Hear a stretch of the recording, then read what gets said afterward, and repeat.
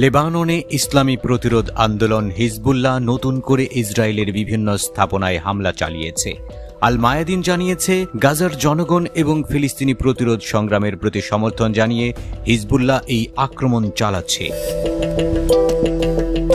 এক বিবৃতিতে হিজবুল্লাহ বলেছে, আত্মঘাতী ড্রোন দিয়ে ইসরায়েলের আল মালকিয়া এবং আল মুতলা ঘাঁটিতে আঘাত হানা হয়েছে।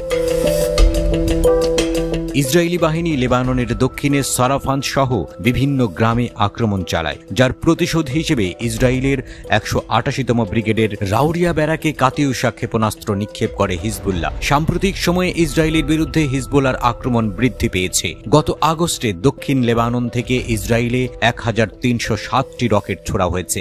গাজা যুদ্ধ শুরু হওয়ার পর এক মাসে এত বেশি সংখ্যক ক্ষেপণাস্ত্র ছোড়ার ঘটনা আর ঘটেনি। ইসরায়েলের আর্মি রেডিও জানিয়েছে, গত ৪৮ ঘণ্টায় হিজবুল্লাহ ইসরায়েলে প্রায় ১৫০টি রকেট নিক্ষেপ করেছে।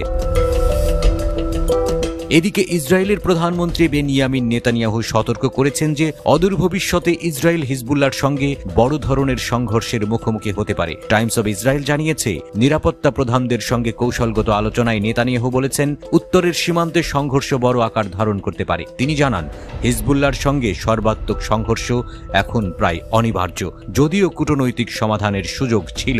নেতানিয়াহুর এক সহযোগীর মতে, সম্ভাব্য সংঘর্ষের কোনো নির্দিষ্ট সময়সীমা নেই, তবে এটি কয়েক সপ্তাহ বা মাসের মধ্যে শুরু হতে পারে বলে ধারণা করা হচ্ছে। চলমান সংঘর্ষে ইতিমধ্যে ইসরায়েলের হাজার হাজার মানুষ বাস্তুচ্যুত হয়েছেন। নিরাপত্তা কর্মকর্তারা মনে করেন, কূটনৈতিক সমাধান না থাকায় সামরিক অভিযানই একমাত্র বিকল্প। তারা বলছেন, আন্তর্জাতিক সমর্থন পাওয়ার সঙ্গে সঙ্গেই আইডিএফের অভিযান শুরু করা উচিত।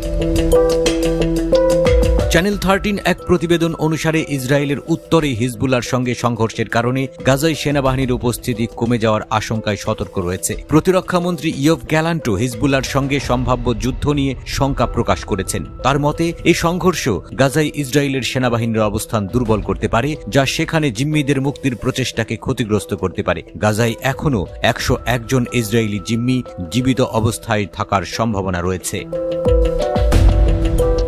ইসরায়েল লেবাননে যুদ্ধ পরিচালনার জন্য আন্তর্জাতিক সমর্থন আদায়ের চেষ্টা করছে এবং এই বিষয়ে যুক্তরাষ্ট্রের সহায়তা কামনা করেছে। তবে ধারণা করা হচ্ছে, মার্কিন প্রেসিডেন্ট নির্বাচনের আগে কোনো সিদ্ধান্ত নেওয়া হবে না। অন্যদিকে হিজবুল্লাহর দ্বিতীয় শীর্ষ নেতা নাঈম কাসেম সতর্ক করেছেন, যদি ইসরায়েল যুদ্ধ শুরু করে তাহলে হাজার হাজার মানুষ বাস্তুচ্যুত হবে। তিনি বলেন, যুদ্ধের ফলে উভয় পক্ষই বড় ধরনের ক্ষতির মুখে পড়বে। ৮ অক্টোবর থেকে হিজবুল্লাহ সীমান্তে ইসরায়েলি সেনা চৌকিতে প্রতিদিন হামলা চালাচ্ছে। তারা দাবি করেছে, এই হামলা গাজার হামাসের প্রতি তাদের সমর্থনের অংশ।